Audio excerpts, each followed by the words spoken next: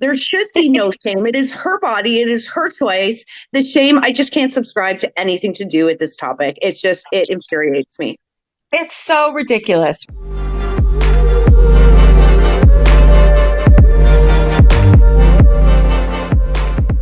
Welcome back to Muse on the Mic. I'm Riley. And I'm Emily. Thanks again, guys, for joining us on another great episode of Muse on the Mic.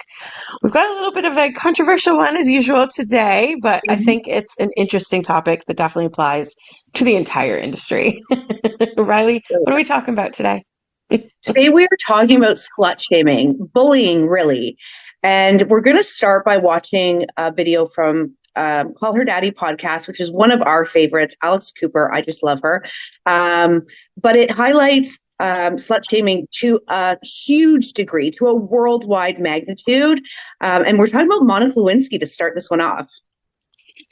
A name from the past, right? And yet still quite prevalent. And I love that she's finally come forward and more comfortable to talk about all the things that she went through, because there were so many pieces of it, right?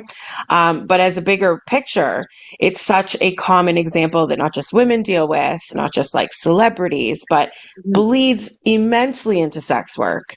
And again, our friend Stigma shows up just shitting on the party for everybody. It's Stigma. Stigma is like in my same category as Murphy's Law. Murphy's an asshole.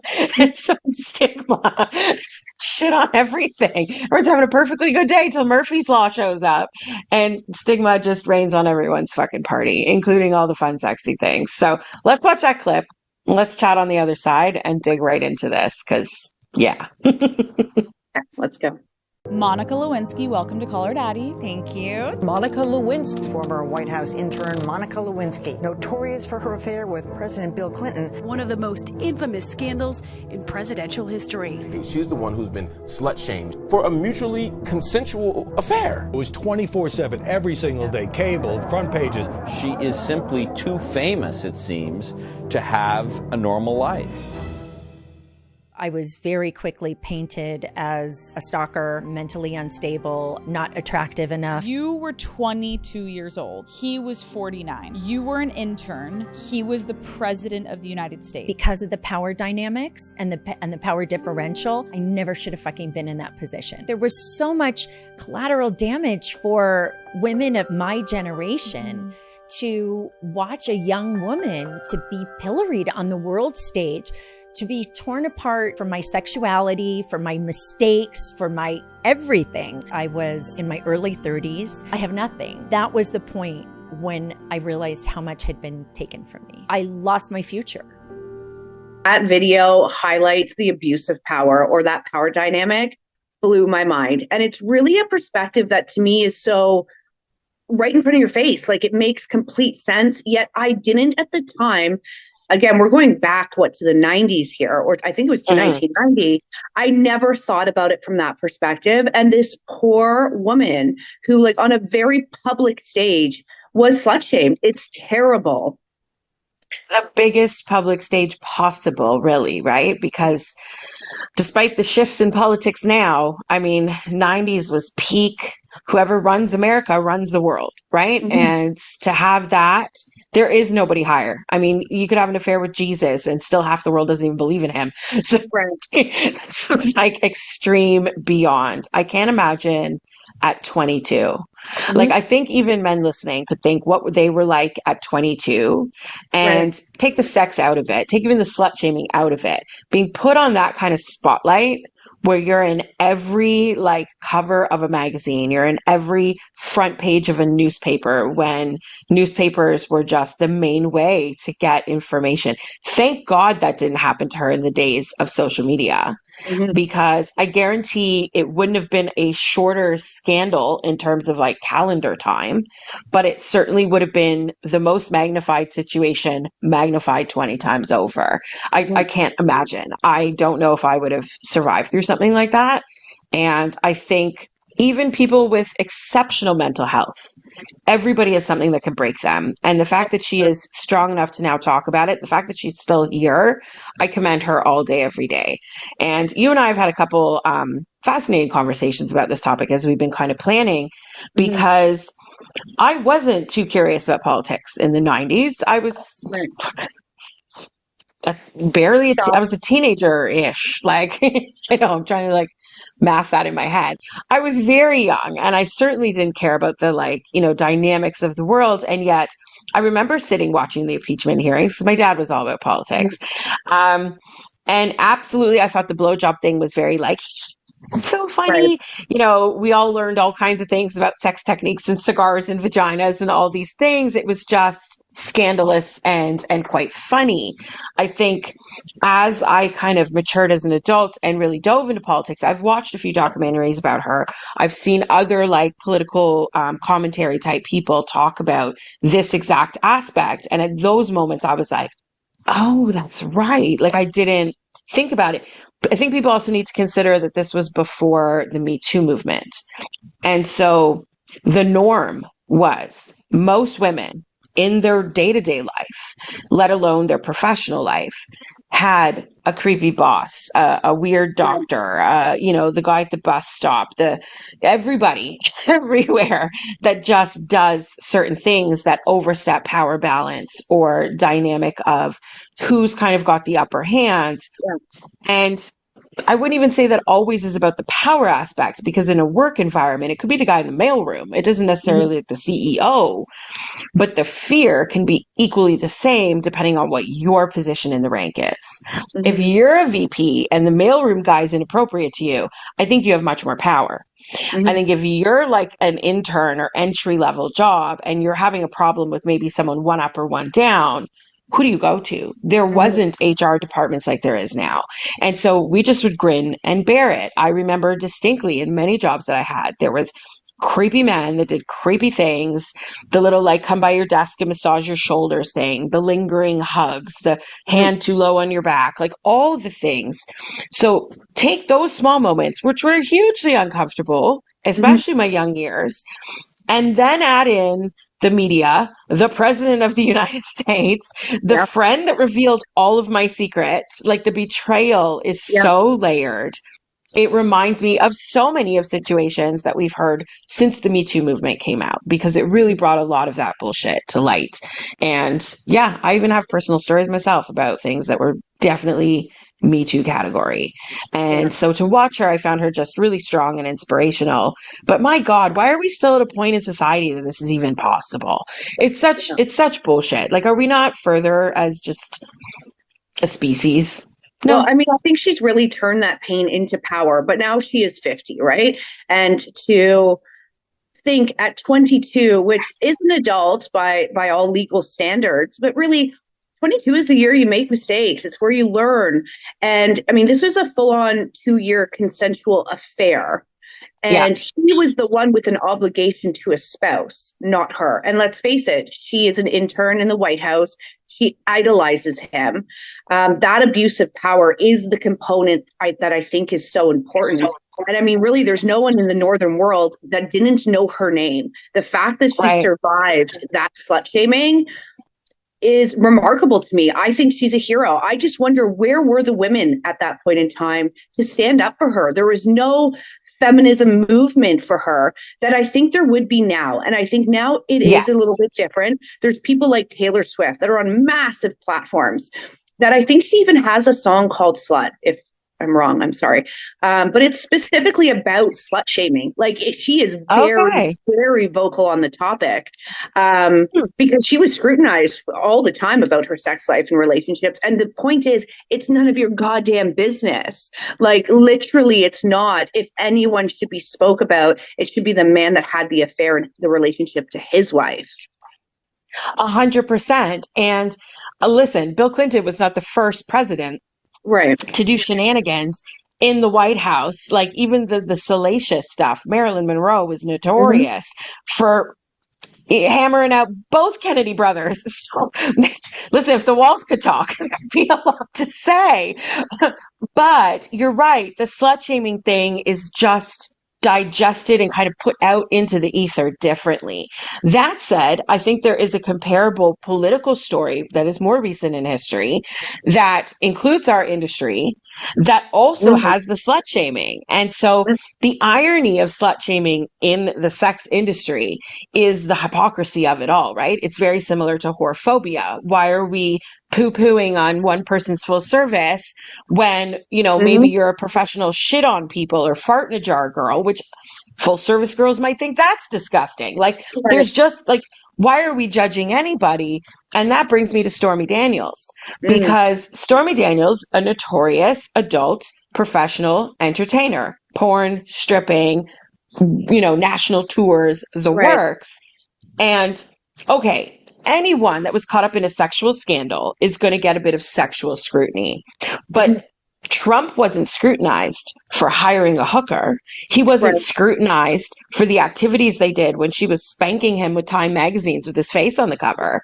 It was, you dirty fucking porn star who's already a whore. Now you're more of a whore, and your whore ass is trying to greed money out of him because you're such a greedy whore. Like, and I was like, first of all, she's a notorious whore. She's a proud whore. So redundant, right? But like, again, power dynamic. He was a rich, wealthy man. They're at this big fancy golf tournament where all the influence and the power is mingling around. And she's a sex worker. She did her work. She did. And her life has been torn to shreds. Her children are always under their own private security. They can't walk around and have a free life. She's had to move like 15 times. And it's men mostly that are angry about the fact that she dare earn $1 for her sexuality, which is so offensive to certain types of men. And the funniest part of that portion of men is that they're the men that often don't get women. They should love the sex trade industry because it's their ticket. It's their ticket to fabulous, gorgeous women, to learning sex things, to having, legendary experiences. So you could look someone in the eye and say, I have had a threesome one day. Like, blah, blah, blah. You should love us as a fucking crutch instead of hating on us because it's so ass backwards. There's a big trend lately, I think, or society push where there's a category of men that are really isolating themselves more and more and more. And it starts at incels and it kind of breeds beyond that to like the alpha bro, red pill guys. And there's a new show out on Netflix called Adolescence that's really focusing on how this starts when kids are 12, 13 years old. Definitely gonna be my next deep dive in terms of my Netflix watching. But I know that it touches on that part, and there's a statistic that floats around. It varies a bit on the numbers, but in general, about 80% of the men are not attractive to women. 20% of men are what we covet. And instead of men taking what I call the Hitch approach, have you ever seen the movie Hitch? Will Smith is trying to teach poor Kevin James how to be sexy, how to be attractive, how to get the girl. Kevin James puts in all this effort to learn what women want so he can get the women that he wants. But in general, like if all those podcasts of alpha bros and whatever were like, let's figure out the formula that this other 20% of men clearly have or genetically have or whatever. Listen, you could be hideous and still make yourself more attractive. You can decide to be more healthy or more charming, more intelligent, more engaging, wealthier. You may not be able to grow the size of your penis, but you sure as fuck could improve your sex skills. You could learn all the moves so that when you are around women, you somehow end up this mysterious life of the party where women, listen, we know how women talk. We'd all be like, who is that guy?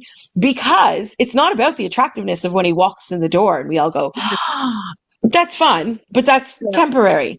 But if you end up the guy that's in the circle with all the women chit-chatting with you and you got all the numbers, you're the it guy. Be that guy. Quest to be that guy. And then you wouldn't be so angry at a Stormy Daniels or a Monica Lewinsky. You'd be mad at a Bill Clinton for taking power advantage and like the abusive nature of that. You'd be mad at the media for the slut shaming.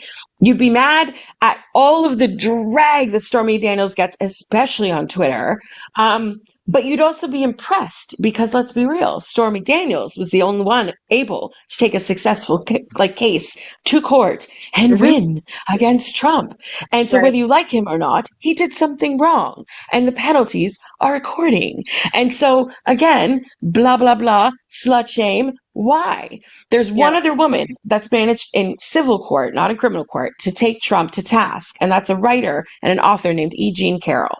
And she has sued him for, I think she's at now $83 million. She's in 3 separate lawsuits because he won't stop slut shaming, slandering her, and body shaming her. But he takes the opposite approach. You're too ugly to fuck. I would never fuck a woman like you. I would never sexually assault you. And her story is that in, I think the store's called something Berman and Gandorf, or one of those fancy New York boutique type department stores, like a Holt Renfrew type vibe. Fuck, the name's going to drive me nuts. Anyways, apparently he pushed her into a change room and sexually assaulted her, pulled her tights down, up her skirt, fingered her, stuck his penis in, blah, blah, blah.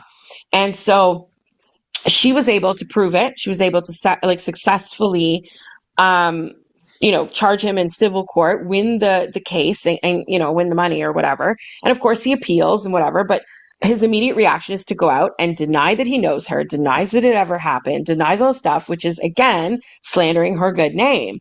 But the tweets themselves, it's a problem with tweeting where the president likes to tweet too much because it's in writing. It's not a he said, she said. I've never met this woman. She's too ugly. I wouldn't touch her with a 10-foot pole. Nobody wants to have sex with her. Who would ever do that with her? And ironically, in the middle of this court case, in one of those depositions where it's not in the court, it's kind of beside the court, they ask him to point out his ex-wife in a photograph that has both E. Jean Carroll and Marla Maples, his ex-wife. And he points to E. Jean Carroll and says, well, that's my wife. So what do you mean she's not your type? Because you just thought she was your hot wife. So fuck you, fuck your slander, fuck your defamation. She sued him again. She won again. And each time he keeps doing this, they keep going back to court. She's got 2 women, sexual assault situations, and the powers that be, it was harder to fight that when he was the president versus the 4 years when Biden was in power. Now he's back in again. I don't even want to know how afraid those women might be. But again, we're talking politics, money, power, and the slut shaming. And it's one thing to be like, you dirty whore, because you're so beautiful. You're Pamela Anderson, and I could never reach that pinnacle. So therefore, I hate you. And then the flip coin of that being like, you're too ugly to fuck. Either way, it's slut shaming. Either way, it's defamation. And it's really scary because it can lead to situations like being blasted across the newspapers. It can lead to situations where people in political power are able to manipulate systems or call in a favor and have harm done against you. It's scary when your family gets threatened and involved because these mass amounts of people that hate on them. And Monica Lewinsky was in hiding for what? Like over a decade. She couldn't go to the grocery store with a baseball cap and sunglasses on. Like, it's Oh, no.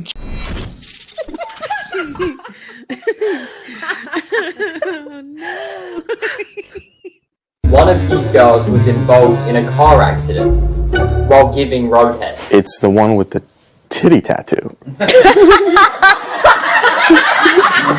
Don't be like, it might be the realtor. Wild guess here. Septum piercing. Was it you? Maybe it was. Don't say maybe. It was. It was. If you were to get me something for Christmas and or any holiday that you celebrate, but my family, we're Christmas, what would you get me? Roadhead. Oh my gosh. And you, sweet gal with the puffed out hair? I guess I would want to know what you're interested in. You didn't even ask. I know you want roadhead. No, you don't. I don't want car accidents. Keep your eyes open, dude. How am I supposed to keep it open if it's that good? I'm going to be thinking about another woman while you're doing it. Down. Kidding. I'm going to be thinking about you, sweetheart. It's okay. And that's who I choose. Oh. I'm only saying this because my grandpa's 85. Yeah. He's about to pass away. And any time that I've brought a woman over that has had tattoos, he has scoffed. And I feel like in your old age, when like you've got just like a little bit of life left, Yeah. I need to appease to him a little bit. I get it, dude. So I'm going to go with the safer option. Yeah. But that doesn't mean I don't want Roadhead, like, when she's at work or something. It's okay. Great. Just hit me up when your grandpa dies. Oh my God. Man's world. Hit me up when your grandpa dies is a crazy statement, though. That's fucked up. That a single handful of pistachios contains about 121 milligrams magnesium, 56 milligrams of tryptophan, and 6.6 milligrams of melatonin. All three of which have been known to improve your sleep and give you a better night's rest. So the next time your wife is complaining that she's tired and just didn't sleep well the night before, simply remind her, You're craving something a little extra, aren't you? Subscribe to our Patreon and enjoy the ride. Jarring to think about. It really makes me wonder, like, how many women's lives were casually ruined by men in power, really. But I mean, Tons. even beyond men in power, let's even take, the girl walking down the street at 8 a.m. with her high heels over her shoulder. Like, why not see that girl and high five her? Like, good for you. There should be no shame. It is her body. It is her choice. The shame, I just can't subscribe to anything to do with this topic. It infuriates me. It's so ridiculous, right? And it should, listen, shit happens. And if this shit happened, I would hope society would come out the other side better. Mm-hmm. And I feel like we haven't. It's really just as bad. And social media definitely amplifies that because it makes it accessible. It makes it accessible to be a shithead. It's easy to make a fake handle for something, like have a side Instagram, a side Twitter, and just shit talk in the comments all day. It is what Twitter is nowadays, right? It's mostly just nonsense bots and people that have nothing better to do. And it's never a person with their face in the profile picture. Let's be real. Right. It's like, a horse or Trump or a cartoon or that little like figure that just looks like a Facebook like emoji. That's all you get because they have no balls. Would never say it to someone in real life. But it's, again, the irony of, have you touched a woman in real life before you mouth off like with these kinds of things and like this? And it not only rubs women the wrong way, it proves the point of why we picked the bear. It proves the point of why we only find 20% of the male society, attractive, is because that behavior is not attractive. It never will be attractive, and it's not going to get the girl. More Hitch, less Andrew Tate. That's my 2 cents. I like that. I like that a lot. I mean, I think, not to keep going back to Monica, this is my last statement about her, but I think if that happened today, I believe we've evolved since then. I think media has changed. I don't think the interviews would get away with having her on and speaking to her the way they spoke to her. True. I mean, people may still have their opinions, but I don't think she'd be treated that way publicly. And I think more women would speak up.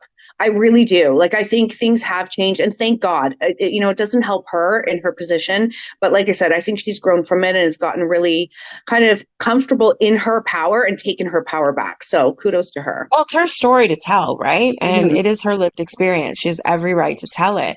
But it's funny you said the thing about interviews, because my God, we have seen so many of those like flashback celeb interviews of how inappropriate journalists and such can be. Whether it's on a red carpet moment, whether it's sitting on The View, whether it's, 60 Minutes or what have you.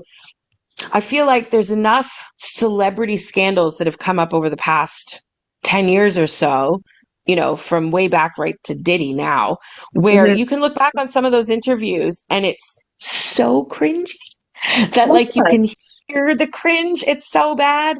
I mean, middle-aged women saying the most inappropriate things. Yeah. To like Justin Bieber, when they do those movie interviews, when a movie's coming out, and it's just like you know, the one or two stars sitting in the like bucket chairs with the movie poster behind them. And they're like, talk about, you know, how was the filming for you guys? Talk about your role, blah, blah, blah.